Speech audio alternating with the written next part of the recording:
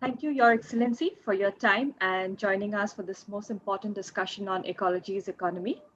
As we come to the end of this forum, we seek your insights as a leading voice in the Eastern Himalayan region to inspire us as we build the roadmap for investing in the new wealth of nations. With this, I put forward a question to you on how relevant is the idea of ecology's economy today in the global context.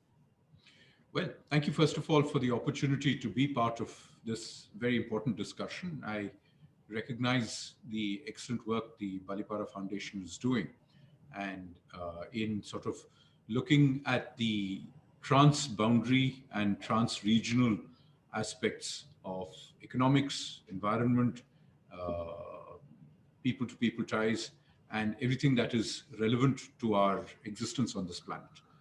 Um, the question that you ask is a very valid one. I think the only thing I would perhaps take issue with is the question of whether this is a current issue or has it always been an issue. You could go all the way back to the early modern age when Mahatma Gandhi talked about the importance, in a sense, of managing our existence on the planet in a sustainable way. He put it in his inimitable, pithy way when he talked about the world having enough for everyone's need, but not enough for everyone's greed. Um, it's important to look at this and figure out where we are going at this sort of global moment of pause that the pandemic has created, and figure out whether our sort of unhesitating reliance on the market purely as a means of guiding our actions as businesses, as government, if that is wholly and solely enough. I think there are therefore several points that we need to look at. The idea of looking at economics and ecology as a connected space is important because as we sometimes look in business or in government, we tend to look in silos. We tend to look at things in silos. And the idea of connecting ecology with economics is to go beyond looking at purely an economic need or an economic rationale for a certain set of activities. When you factor in the environment, when you factor in people's needs, when you factor in the larger ecological context of your actions, those are matters that formal economics often doesn't price into an economic decision. It's important increasingly today to do so for the following reasons. One, it's fairly obvious that we're reaching the limits of environmental capacity to deal with the anthropomorphic impact of human activity on the planet.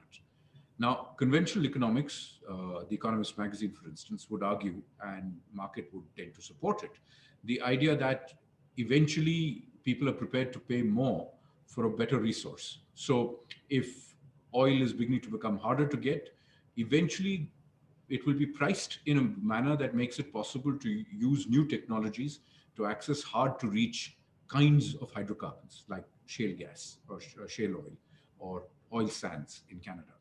Now, the question that you have to ask is the market pricing everything? And I think the answer to that is probably not, because it is not pricing in the issue, for instance, of the limits of resource or the limits of waste upon growth. When you're not pricing that in, then that becomes a larger problem. So, a preliminary effort has already been made in the form of carbon cap and trade to try and price in the environment as an externality. But I would argue that environmental economics or an environmental-based approach to economics should not price it in as an externality, but as an internality, so to speak.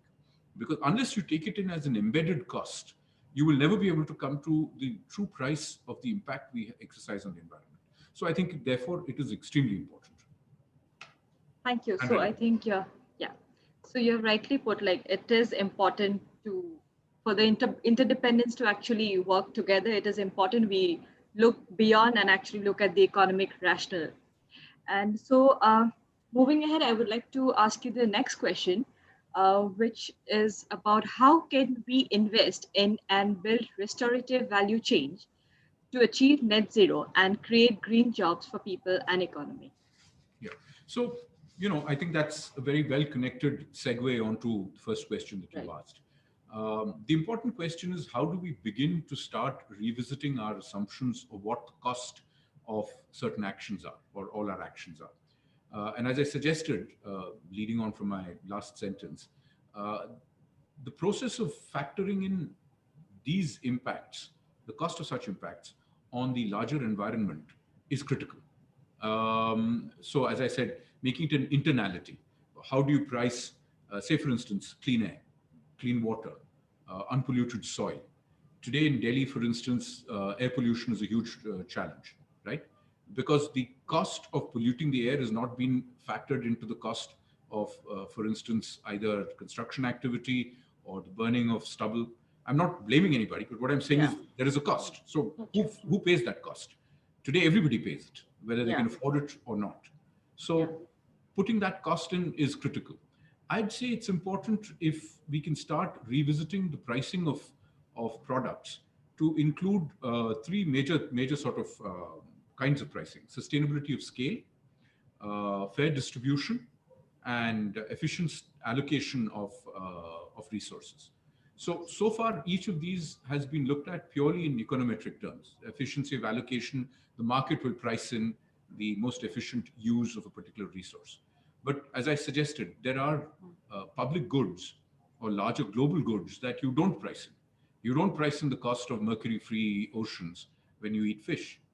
But eventually, the price of medical care that is going to come about from eating contaminated fish is much higher than the pricing of sustainable fish.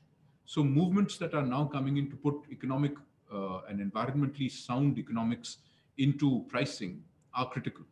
And we need to have governments take the lead in this, because until that is done, it will always be difficult for uh, businesses which are aimed at achieving the highest margin of profitability against the lowest margin of cost to price things in a more efficient manner. So this requires kind of a people's movement to bring in these three factors that I suggested into the larger pricing mechanisms. I think if we could look at the concept of how we look at environmental structures and how these factor into our larger economic activity, I think that would be a much better way forward. We need to recognize that markets do very well in terms of pricing when they are dealing with goods that are sort of competing or rival goods, or goods that are excludable. But there is no alternative to clean air or clean water. So it's very difficult to price that in. How do you price in what is the actual price of air that is unpolluted? You know, maybe Bhutan has the answer because they've ensured Yeah. that they have unpolluted air. Correct. But for the rest of us living in the plains, it's difficult to price in the cost Right. of Yeah. unpolluted air. So, I think it's important to be able to look at public goods, private goods, pricing. Uh, what does the market price in? What does society price in? Can you create trust-based systems where all sort of citizens of a community are stakeholders in collective resources and public Yeah. goods? And therefore, those then get priced in the total cost of production of a particular good. I mean, these are just ideas. Obviously, Yeah. nobody has I the know. answers. If I had the answers, I wouldn't be sitting here. Correct. Okay. So no, I think very rightly said, and I think it is important to learn how do we value these natural resources and how do we measure these natural assets. And with this, I would ask you the last question. What are the key recommendations you would suggest for the Eastern Himalayas for these structural transformations to happen for the future sustainable milestones? Well, that's a big question. I don't know if I'm qualified to give recommendations on this, but let's take, for instance, um a step back from where we are today and look at the region from a larger historical perspective. By that, I'm saying let's go back 200 years, 300 years, say even before the Battle of Palase, and say what has been the impact of our current modern system on creating, in other words, in a sense, duplicated infrastructure and duplicated systems of functioning. Can we see if we can reduce the the the sort of uh, duplicated impact we have on our environment in this entire space? Traditionally, let me be more specific. Traditionally, we used river water systems which flowed in the right direction for raw materials to come downstream, be processed, and be moved out. Um, it was all based on a sort of sustainable, harvestable uh, production, because you couldn't harvest more than you actually had.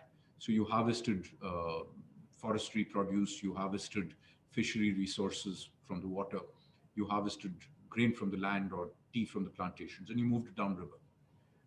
So you needed less energy to be able to do some of that. You used subsequently, you could use the river for run of the river power generation projects. But then, with the partition of the region into multiple states, we've then stopped being able to plan in a larger sort of sub-regional footprint. So maybe it's possible for us to look at a more sub-regional approach to development, to start pricing in the totality of costs that we all pay, whether the river is polluted in India or in Bangladesh or in Bhutan, or even indeed in Myanmar or China. It doesn't really matter. Ultimately, we're all paying the same price for it. So creating that larger regional sense of investment in the larger sort of sub-regional good, and investing in sub-regional approaches to development, to trade, to sort of harnessing of resources, I think would be one very strong way of bringing this in. Another important factor would be to create um, more knowledge sharing about the impact of our current set of activities, and in understanding how these connect up with problems upriver, downriver, how, in other words, there is a connectedness to everything that we've done in the region, and how even solutions can therefore require to be taken forward in a more regional approach rather than an individual country or individual district based approaches. I think that would be two major ways of doing this. A third would be to sort of utilize scale.